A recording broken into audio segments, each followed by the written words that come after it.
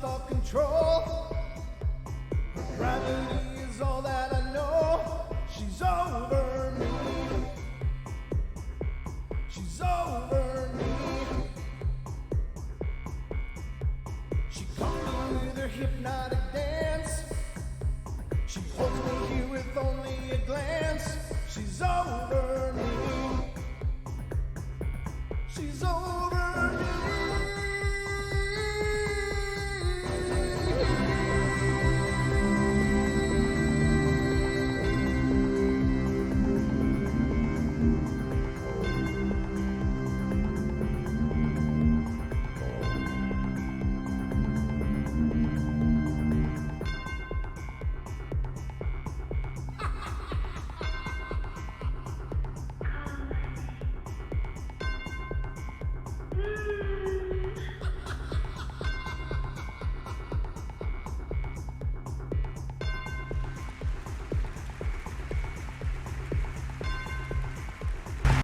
Welcome, everybody. Hello. How you guys doing? This is the Paranormal Portal Night Terrors, and I'm your host, Brent Thomas, and we are after it today. We are after it. We're getting after it.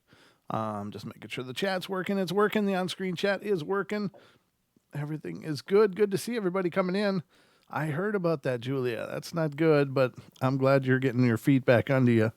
Julia's had a little illness in the house. That's not good, but love you bunches, but glad you didn't come over. So anyway, I hope you guys are doing great. Happy end of your weekend. I hope you guys had a wonderful weekend as it worked out. We had a lot of fun last night. Don and I did. I'm just making sure everything sounds the way it's supposed to. At least I believe it's supposed to. There we go. That's better. Tweaking and turning and ramping crap up here. But I think we're good. So I know tomorrow's Monday, but, just put it out there. It'll be a good day, and maybe it will be. And at least you got me tonight. I mean, that's got to be worth something, right? You got me every night if you tune in. Every night of the week, ladies and gentlemen, Monday through Monday, 7 p.m. Pacific Standard Time right here on YouTube. We are streaming live, and so there's an opportunity to catch a live show any night of the week, actually, if you choose to. I mean, you can catch them all if you want to. Love to see you. I don't know how we'll do tonight. I don't know. Isn't the Super Bowl on or something right now? You guys will have to let me know. I don't ever know when anything's going on. I used to watch football all the time, but I found that it was mostly aggravating for me. And I found out that I was a big Vikings junkie. I'm from Minnesota, so I mean, back in my team, and man, I would hang out every time they were on, and I would just get emotionally invested in it. And I noticed that when they had a good game, I had a good day. When they had a bad game, I had a bad day, and it was like totally affecting me on that level. And I'm like, God, I might be getting a little too much invested in this. So I took a step back, and and then it's been okay without it. I'm not thinking everybody should do that. It was just me personally. I was like, God, I feel like crap when they lose. I don't like this at all. So, and unfortunately, being a Vikings fan, they lost far too much, and they broke my heart a number of times. So I just had to let them go, let them do their thing, and I wish them the best. I mean, if they showed up in the Super Bowl, I'd definitely watch it. I mean, they'll always be in my heart. I just can't watch them because they just break my heart. So anyway, I quit watching it. But yeah, it's the Super Bowl, right? Isn't it today? I don't know if I got this right or not. I think so. Minute left. Huh. I'm looking at the comments, and I don't see anybody commenting on whether there's a Super Bowl not on. Yes. Okay. MCAT says yes. All right. So there's a Super Bowl. Is it going on right now? It is going on. Okay. And is it over, or is it just starting, or what the hell's going on? I just asking because I'm so out of, yes. Okay. Gotcha. So, all right. Well, I don't know. I mean, good luck to the teams that are in there. 1 minute left. Yeah, that's what you were talking about, Elaine. Okay. Who's winning, by the way, just for the, did Kansas City pull it off? Because it's not like I'm disinterested completely. Almost over. Less than a minute, Brent. Come on. Who's winning? Kansas City's winning. Okay, gotcha. Well, that's awesome. I mean, good for them. They Kansas City actually does their spring training in Minnesota down at Mankato College in Minnesota. So they're kind of like a hometown team in a sense. I wish them the best. I'm glad. Oh, it just went. Oh, it's over. Moog says, "All right." Well, I'm sure Wes is. Yeah, Don says. I was thinking the same thing, Don. I was thinking, well, Wes will be just happier than hell. I don't know why Wes is a Kansas City fan. I don't know what his tie to that is, but I know he's been rooting for him, so that's cool. I'm glad they came through. I'm sure it'll be a fun celebration for all the Kansas City fans, and my heart goes out to you. What was it? San Francisco was the other team, I think. Heart goes out to you, to those of you who didn't get the winning team this year. But anyway, this is the Night Terrors, and I'm not here to talk about football. I'm here to tell you some ghost stories and talk about the paranormal and stuff. And he won't have to quit his show. That's right. That's right. Wes said if the Kansas City loses, he's going to quit the Sasquatch Chronicles. But he did say, just kidding, right after that. But I know he's a sportsman, so I hope he had a good time. All right, so this is the Night Terrors, and I think I'm all ready. Phone lines will be open, 720-923-0500. Again, 720-923-0500. If you want to call in and be a part of the show, you are most welcome to do so. Keep me company. Tell me something scary. Tell me what you've experienced. I'd love to hear it. If you want to call in, that's the number. Otherwise, if you want to email in a story or two, feel free. Or if you want to be a guest on our podcast, feel free to write in as well. We're always looking for guests for the podcast to tell their paranormal stories. And that is paranormalportalradio@gmail.com. Again, paranormalportalradio@gmail.com. So those are your options. Put us to bed, Brent. You know I will, Bomber. I'm going to tuck you in right. I gave you a wink on that one. All right, so let's get rolling here on the Night Terrors. And the first story, I guess I got to do this first, right? Because I hope you're ready. Because, I'm going to tuck you in, and it's time for bed.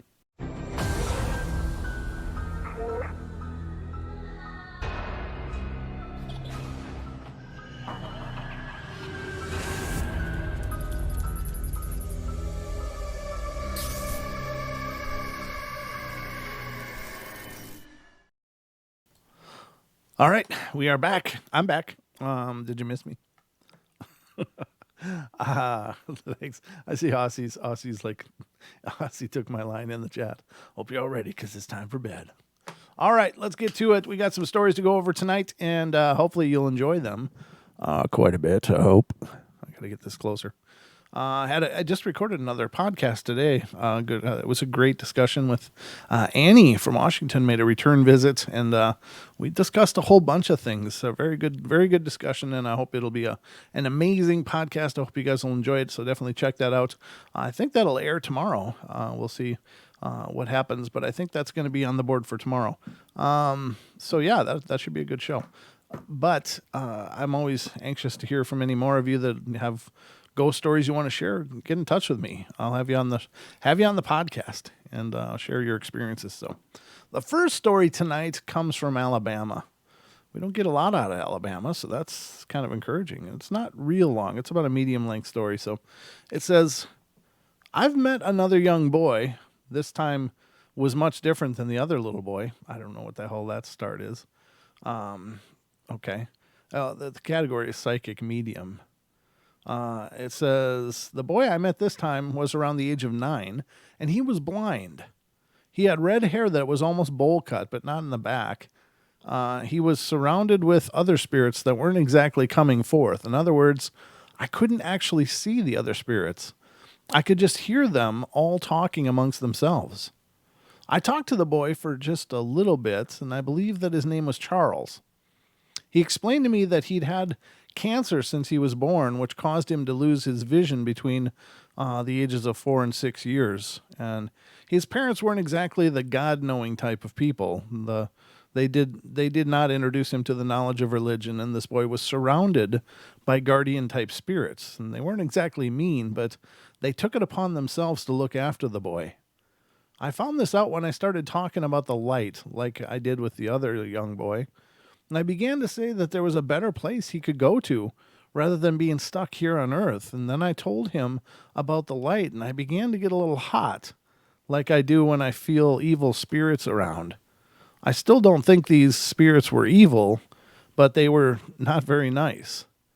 I heard them yell at me when I started explaining the light, and the boy was very resistant, and he said he didn't want to go and that he wanted to stay here with the others, and I could still hear the other spirits getting upset, telling the boy that they had to leave now. I felt like they were in a large pack, like 10 or 12 people deep, and the boy seemed very wary about going against the others, and I could tell that the boy wanted to talk to me, but the others were pulling him away.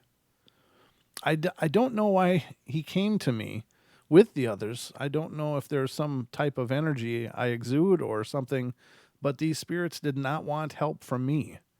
I think the boy just wanted to be with these people, so he didn't want to upset them by talking to me. I felt him draw away after I started talking about the light, like he didn't want anything to do with it, and it was very strange. I'd never felt anything like this before, and it was sad to know that this boy is stuck on Earth and that I can't do anything to help him. I'm not even sure sending him up there would have been the right thing, if you know what I mean. No, I don't know what you mean at all. And I think that that's one of the reasons the others were trying to draw him away from me. I think they knew this, so they wanted to cut me off. Has anyone else ever had any experience with this? What should I do if I ever come into a situation like that again? Do I say the right thing? Do I do or say the right thing? I'd appreciate any suggestion y'all may have. Thanks for reading, and God bless. And I think what this person is trying to hint at is the fact that perhaps he was never baptized and brought into the church. And I guess you can believe what you want, and that's important to some people, but I can't imagine a God that would turn away a child. Whether or not he was dunked in water or not, I can't see the divine will in that at all. A child certainly is not, should not be held accountable for things like that, even if you believe in that. And I personally don't believe that splashing water on your head is somehow gives you a golden ticket. I don't think that anyone is turned away personally. I don't believe in the whole punishment and all that stuff. I don't personally, and that's just me telling you how I feel, and I don't mean to take away from anybody else's views. I understand. I'm very familiar with the traditional Christian views on that and charismatic views, and I've explored a lot of different religions in my life, but those are the conclusions I've come to. So take it or leave it, but it is what it is. And that's how I feel, and I'm not going to change that. I believe that whatever God is, quote unquote God is, he's so much bigger and so much greater and so much more amazing than we could ever be. And if God is this amazing, radiant light of love, then does it really matter if I put water on my head and said some words? And I think that God, if God is real, and I believe it is, that's whatever we want to call it, but I think that it's like he would look at us like these little toddlers. And I can't ever imagine looking at my child and going, hey, you put that bread on the counter and I asked you not to. You are going to be in eternal suffering now. I just can't get my head to there, and maybe it's my failing. I don't know. But I'm not apologetic for it. I don't believe in that kind of divinity. But we got a call here, so let's get to the call, and this is coming from, Jersey. All right, let's get to this call, and this is area code 201. You're on the air. Hey, how are you, Brent? I called in a few weeks ago with a story, and I figured I'd call in again tonight. I was able to catch your live show tonight, so I'm happy to be here. Oh, fantastic. Yeah, I'd love to hear from it, man. Who am I talking to? What's your first name? Chris. Chris. Okay, Chris. Welcome to the show again, and yeah, take it away, brother. Yeah, no, I've been watching a lot of videos on YouTube about, I guess skinwalkers and shapeshifters and things like that. And, I've never had a direct experience with any of that, but I live in northwestern rural. There is actually a rural version area of New Jersey, and I live up there by the Okay. Pennsylvania border. But grew up right near New York City, so for me, I'm still a city boy. But I lived for many years in New Mexico, Uh-huh. and I taught at the university down there Oh, in Albuquerque. gotcha. And a lot of my students were Navajo, Oh. members of the Navajo Nation, Mm-hmm. and we would chat about things, spiritual things, religious things and things like that. I was always interested in knowing, what how they thought about things and whatever. So it was very interesting, and some of the things that they brought up were, these ideas of, shapeshifters and skinwalkers. So Mm-hmm. when I was down there, I used to, when I was teaching at the university, I would get the summers off, Oh, nice. and I would usually take a long drive up through the Four Corners region. New Mexico, Arizona, Utah, and Colorado, Mm-hmm. and that Four Corners region is very, very, very spiritually charged. I don't know what else to say. Yeah. And I took a night drive actually through. I was up in Taos, New Mexico, Okay. teaching at the university up there, language immersion program, German language immersion program, and I decided that I needed about a week, vacation, so I decided to drive up to Moab, Utah, Oh. and that takes you directly through the Four Corners region. Mm-hmm. And I looked on the map. This is back in the '90s. This is long before GPS. We would still have a map in your back seat. Sure. Trying to figure out where the hell you're going. Yeah. And I looked and I said, oh well, the most direct route is this one road here. And again, this is back in the '90s. I think 1995, 1996. I think it was. Uh-huh. And the most direct route between Taos, New Mexico, and Moab, Utah, was Route 666. And Nice. I decided, I finished the day and I was going to drive overnight because I didn't want to lose a day. I was like, well, let me just drive overnight and I can take a nap when I'm there. Sure. But in any case, I decided that driving overnight through a largely unpopulated area on Route 666 was probably not something that I was interested in doing. So I wound up driving into Arizona and driving up north through a different route. Yeah, I guess I was a little superstitious. But anyway, I made it to Moab, Utah. It was a beautiful area. And on my way home, back to Taos, New Mexico, I said, oh, it's broad daylight.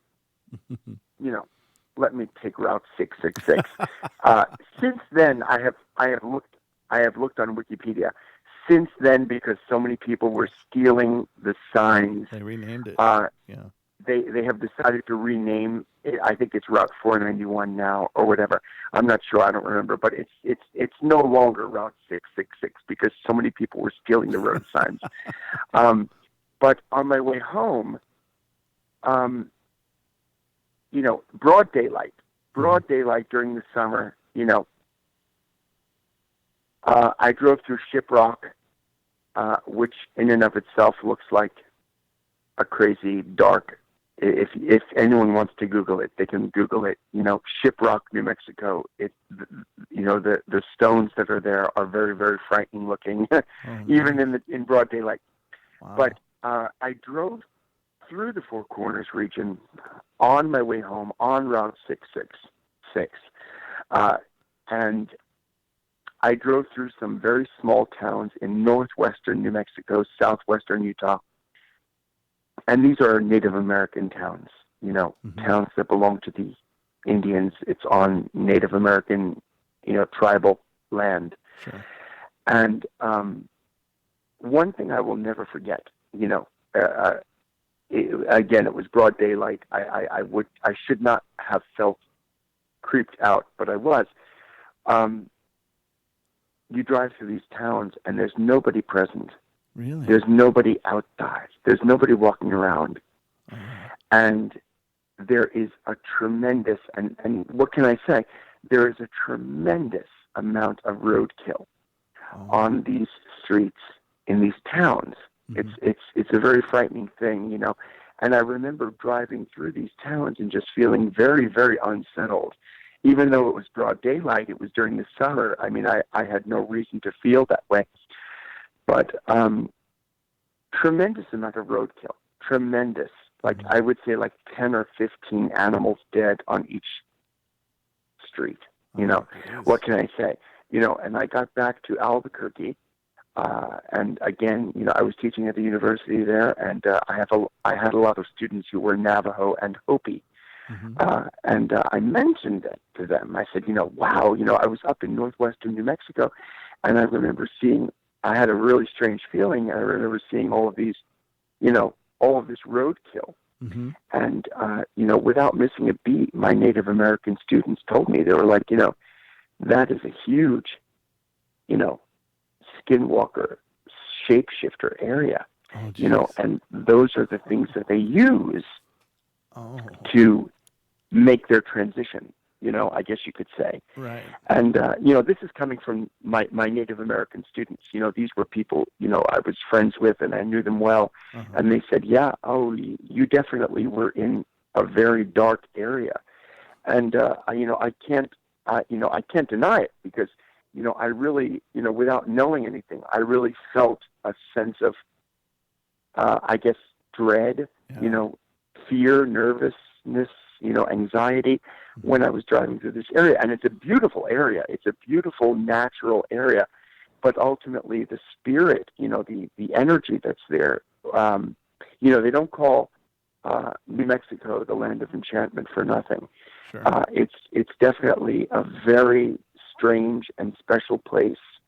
And I go back regularly. You know, I would say every 3 or 4 years, I go back and visit. Wow. But in any case, you know, I just wanted to, I guess I just wanted to share, you know, this story that, you know, being in that area in the Four Corners region, you know, there's definitely something to be said about shapeshifters and skinwalkers, and it was corroborated by my Native American students, you know, who were in my class, you know, and so that's yeah, intense. I guess I just wanted to share that. I thought it was interesting. It's something that I remember, even though it's like over 20 years past already. Have you but it's something that I say, wow, that was definitely something strange that happened. Right. Have you gone back to that town ever in your journeys when you went through? I've been back to New Mexico since. You know, again, like I said, I live in northwestern New Jersey right now. You know, but I go back to New Mexico. I would say every 5 years or so. I have not been back up there. If you Google Shiprock, SHIP as in Paul, ROCK. If you look that up on Google, it's boy oh boy, it is a frightening place. Wow. It's a very sacred place to the native population in the area. I have not been back up there. I've been to New Mexico several times since then. I've been back there about 5 times because it's a place that I really connect with spiritually.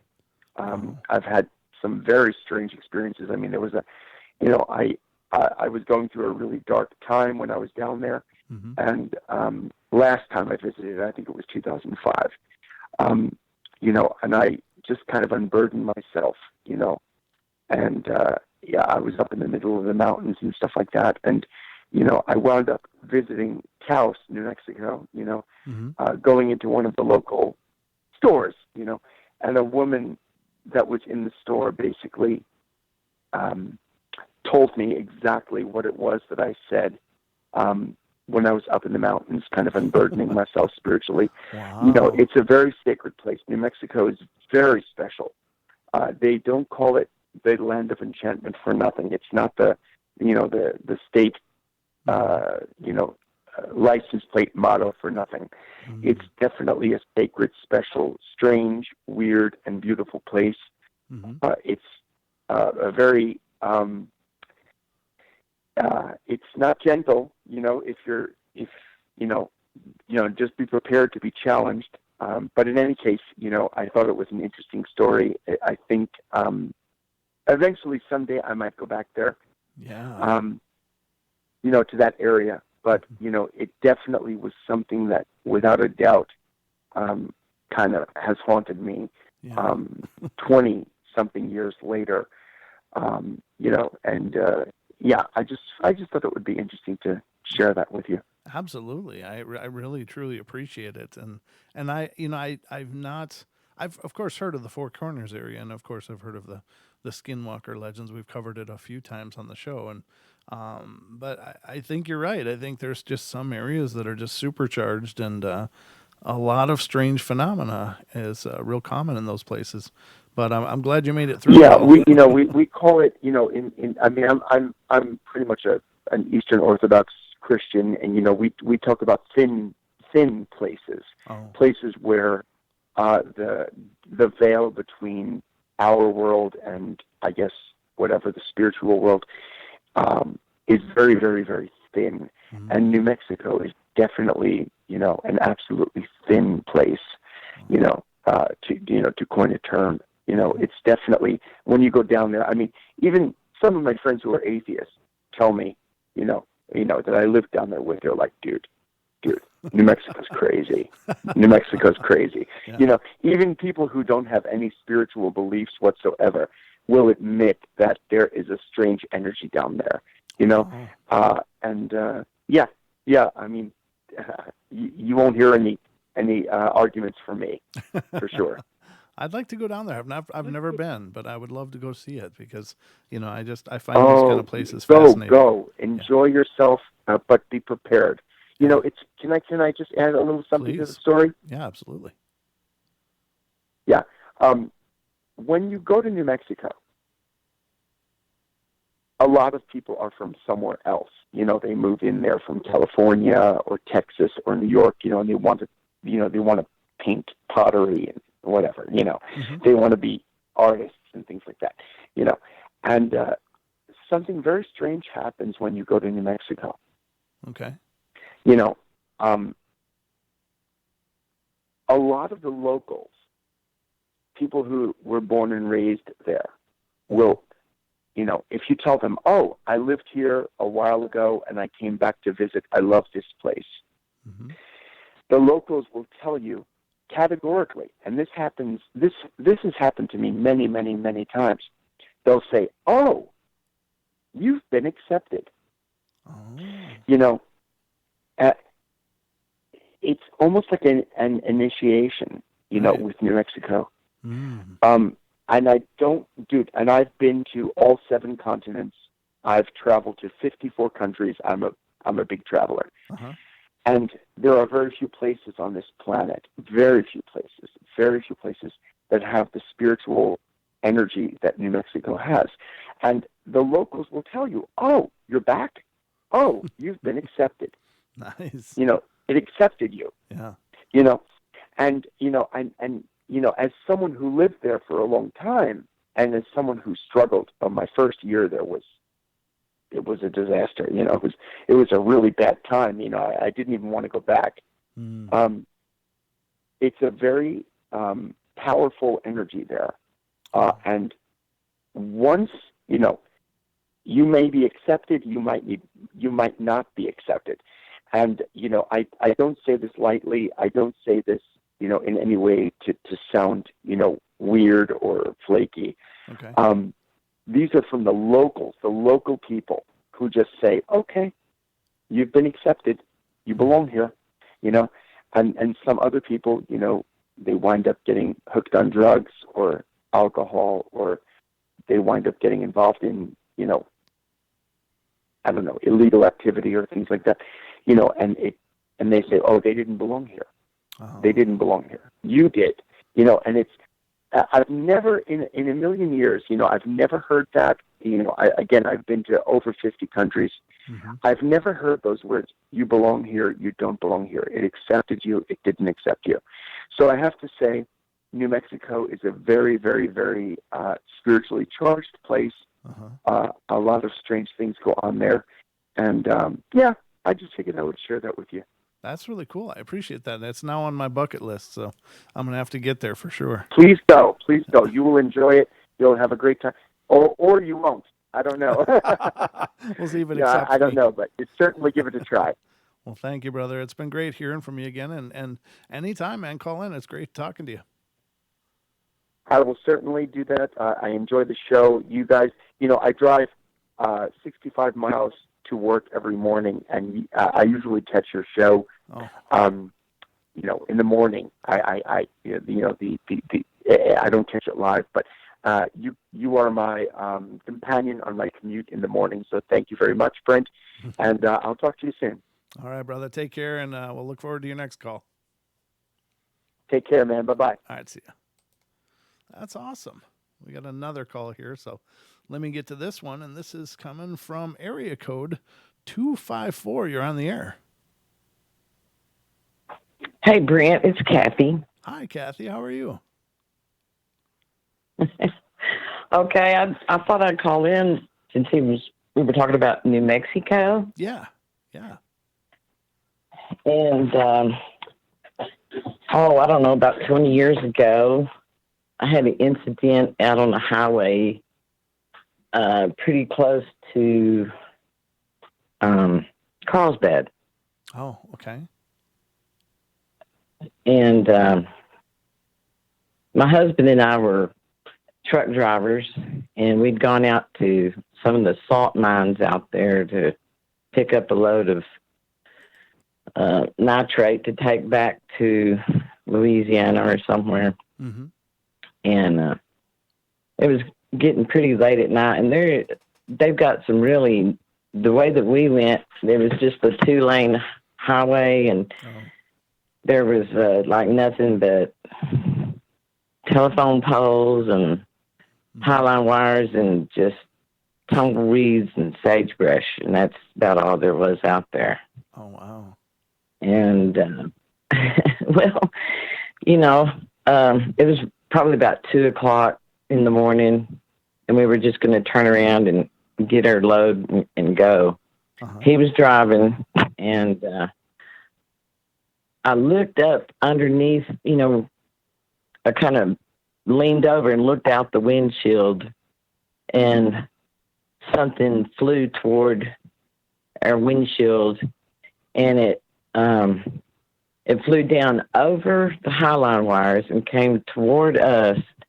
And my husband and I both ducked at the same time because we thought it was going to hit our windshield. Yeah.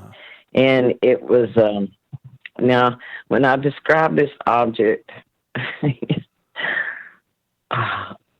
there wasn't just one of them. It happened 3 separate times, just right really quickly together. Oh, my God. But, the color of the old Walmart bags that were kind of blue? Oh, sure. Kind of a bluish color. Yep. Okay, well, this thing, it was about that color, but it was tubular. And I would say it was about 6 feet long. And then the next one that came over, it was kind of like they were ticked off at their lights or something, because we were like the only thing out there for miles and miles and miles. Okay.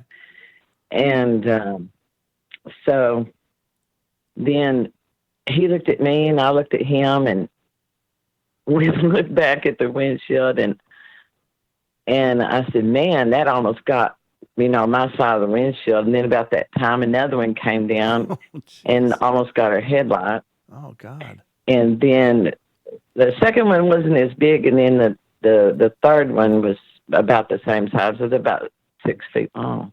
Mm-hmm. And it was just moving so fast, and it was it was a blur, but it was tubular. And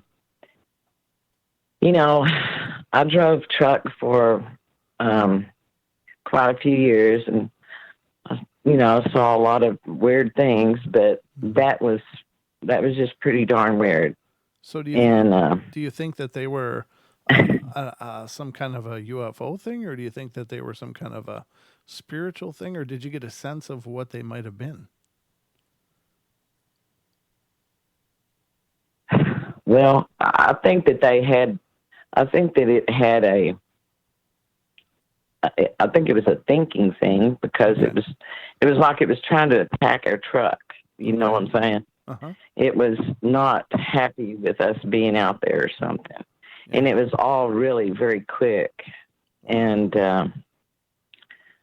I never in a million years would have thought of something like that. Yeah. And some people, well, maybe it was something that dropped out of a airliner over, Yeah. plane or something. But why would it do that 3 times in a row and try and Right. why did it come right straight at us 3 times in a row? So we never did figure that out until I guess it was about, well, that was in probably about 6 years later. I was watching a documentary about the different astronauts. Mm-hmm. And you can get on YouTube and you can see this. And it's a story. It's an astronaut. His name was Story Musgrave. Okay. And they were in space and they were tracking. You can hear them talking. They said, "Can you tell what that is?" Mm-hmm.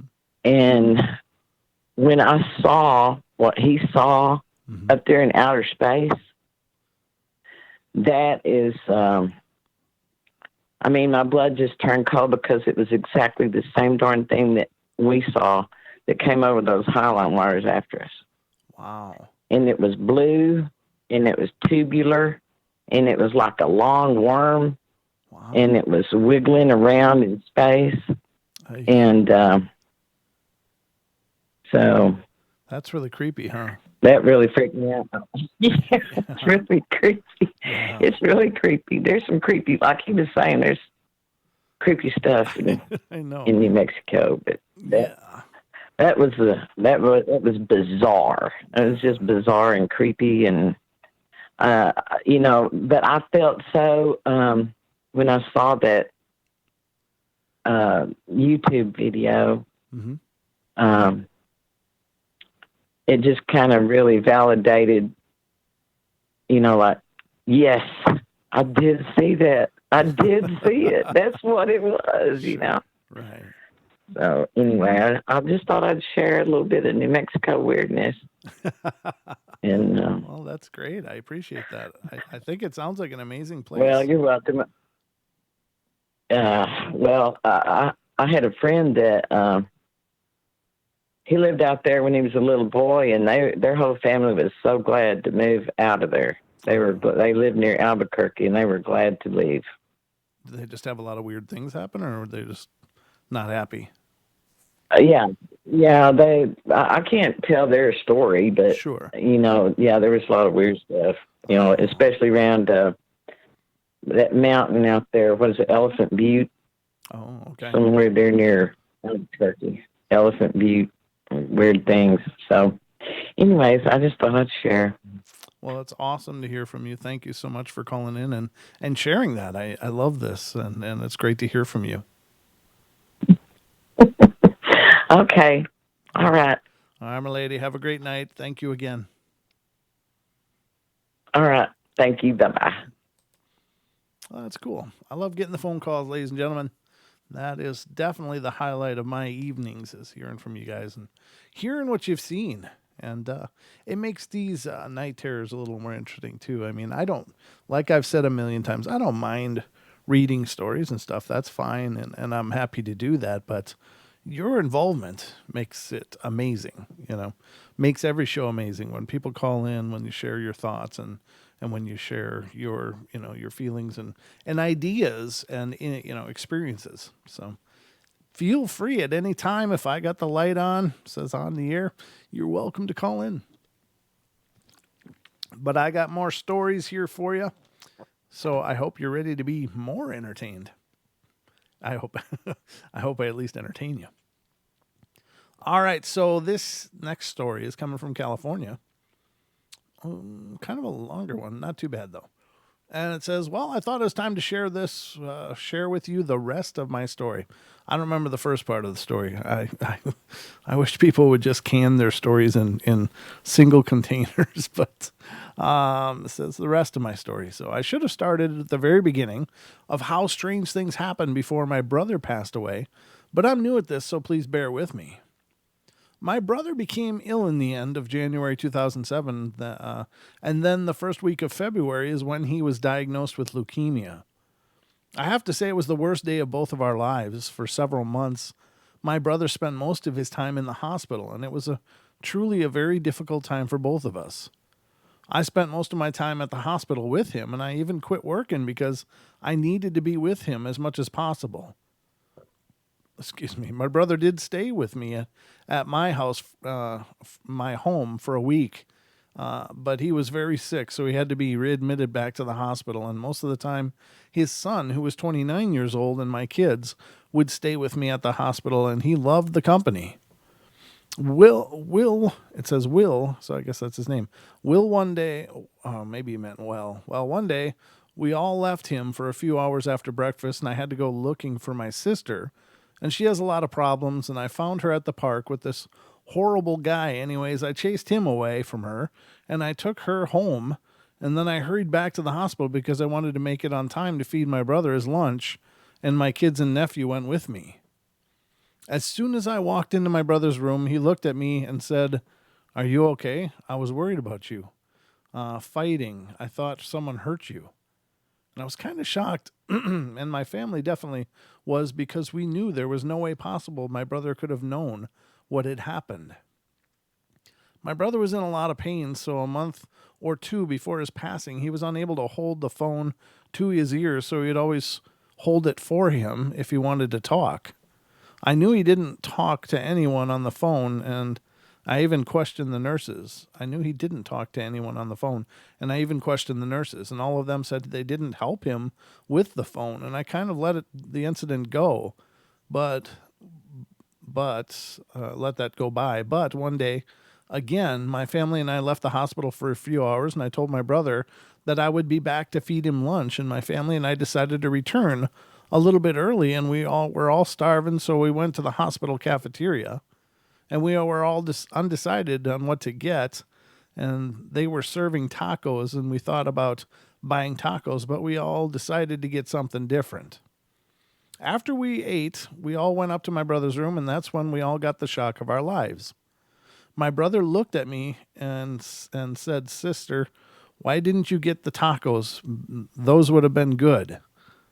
I didn't know how to respond to his question at first, and my family looked really confused. And I finally was able to speak after a few minutes, and I said, "Brother, what are you doing?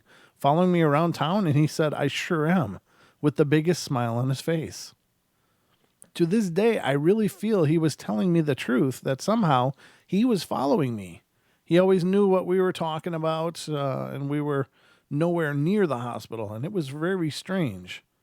My kids would always ask me how he knew things, and I always told them the truth, that I didn't have the answer. One more thing had happened that was very shocking to me and very sad. Was one day I was so upset because the doctors kept on explaining to me that my brother was terminally ill and he was going to pass away soon. I was in denial for a long time, so after the doctor talked to me, I left my brother's room for a while, and I went to the chapel and I prayed. And I asked God to take away my brother's illness and to take me instead. It was completely by myself. I was completely by myself praying. After that, I went back to his room, and by that time, my oldest daughter and nephew were visiting him, and my brother said to me, "Sis, I wouldn't wish this on anyone, and you don't want this." And he then said, "You have to face reality. I'm going to leave soon, and you can't stop it." Somehow he knew that I prayed and asked God to take me instead. I'm not sure how he knew such things, but he did. My family and I talk about all the incidents that occurred before he left us, and I finally told them about my praying incident. I definitely want to finish my first story, and I just felt I needed to tell what happened before his passing, about a week before he left us. And I asked my brother to watch over us when he's gone, and he said he would. My brother would always tell us how he will miss us, and we knew how much he loved us. He slipped into a coma on Saturday, and by the following Monday, he had passed. Wow, that's wild. So on his last part of life, he was maybe projecting.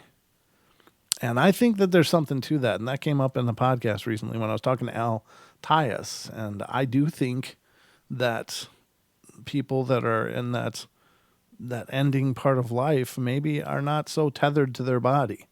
They can appear, they can go places, they can do things because the connection to the body is weakening, because the body is weakening. And so I don't think that they're as tethered to the physical form, and probably can pull off some pretty amazing things. I really believe there's something to that. All right, let's get to the next one. And it's from Florida. Not real long. I've had many paranormal experiences all of my 17 years of life. For a while, this kind of slowed down and went low key, but about a week or so ago, things kicked back up again. And I've had quite a few things happen that are really irregular, and you could say. For me, I say irregular because usually the same kinds of things happen, paranormal things, which are just normal to me now. I've had spirits touch me, come to me in dreams, watch me constantly, move things, mess with me. I've had premonitions and about 2 OBEs. OBEs are out-of-body experiences. And this was a little different. My cat sleeps in my room with me, which I force her to because I'm terrified to be in my room alone at night, and she usually scratches at the door when she wants out, which is about an hour before I get up to go to school, 5 a.m. So last night was just like any other night. The presence was there, but it's always been, and it was around 5 a.m. when my cat Luna started scratching and knocking the door to get out, but when I rolled over to let her out, I felt a strange presence. I was too afraid to get up, and I did not want to let her out and be there by myself. I was really, really tired at the same time because I'd taken nighttime medicine so I could sleep better, because I usually wake up often throughout the night. Well, I just ignored her scratching and knocking and tried to sleep, pulling the covers over my head, and I was in a sort of trance state. I was in between being awake and asleep when suddenly I felt something grab my arm. Not in a painful way, just quickly, and it almost felt like something laid down beside me. It gave me the shivers for a few seconds, and then I came to. The feeling was very strange. It was almost like an OBE, the feeling of being sucked out of my body, but then felt like something was keeping me in and lying next to me. And after I came to, I rolled over so fast and saw nothing in my room but my cat. It startled me, but I didn't feel the fear I'd felt before I'd fallen into the trance state. There's always been quite a few spirits around me who I never felt were evil, but one truly terrifies me to the point where I can't be alone in my own house. I run out of my room when I turn the light off. I sleep with the lights and TV on and my cat in the room, and I run down the hallway.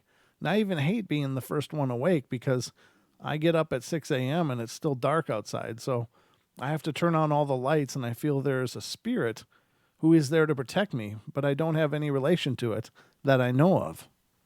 The others are sort of just there, coming and going, and usually have good intentions. By the way, before I went to bed last night, before I got out of the shower, 2 letters were written into my mirror. A, and it looked like S, but the S was backwards and in front of the A, which was significantly bigger. Could this be a sign? I don't know. That's strange. I'm not sure what a backwards S and a A mean. Not sure. Strangeness. Always strangeness here on the portal. California. All right, the next one's California. And there's no calls in the queue. Everybody doing good? Wow. Do we really only have 28 people watching suddenly? I think YouTube does this. I don't know. It's like a free fall every once in a while. Now there's one. So it went all the way from in the 60s down to 1 on my counter. I don't know. It's very strange. I'm not sure why that happens. It's something with their analytics or something. Very odd. But anyway, this is California. It said it had been a few days and things were finally quiet. I was able to just live my life forgetting about the touch on my face that so freaked me out until one night. It says whilst I was at my home. Who talks like whilst or whilst? Just say while I was at my home alone. It was my parents' 25th wedding anniversary on October 28th, and my dad surprised my mom with a lovely getaway at a Marriott hotel in Hollywood, California.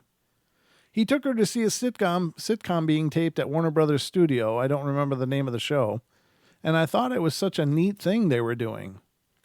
I really didn't think much to find someone to stay at my house with me, since my mom didn't like me being home alone. I'm almost 21 years old, but that doesn't mean my parents like it when I'm all by myself and vulnerable. So anyway, my parents leave and I come home from work at around 6:30 p.m. I have my friend come over, but since she had to go home at 11, that meant my time alone was creeping up on me. I decided to stay out of my living room watching the tape shows my dad and I always watched together. And when all of a sudden I hear something. Now, my son is trying to say hi. Who's my son? I see that. Hold on. Let me see. What? All right. I see. I am Pam. I see my son is trying to say hi. Oh, Stony. I'm sure you're nice and all, but you're not my kid. So I don't know who you are, but I can't be responsible for you. I'm sorry. I got enough of my own kids. I don't need another one. Thanks, though. So anyway, I don't know. I got enough kids to take care of. I don't need to adopt new ones right now. So, but good luck to you, Stoney. I hope you find someone.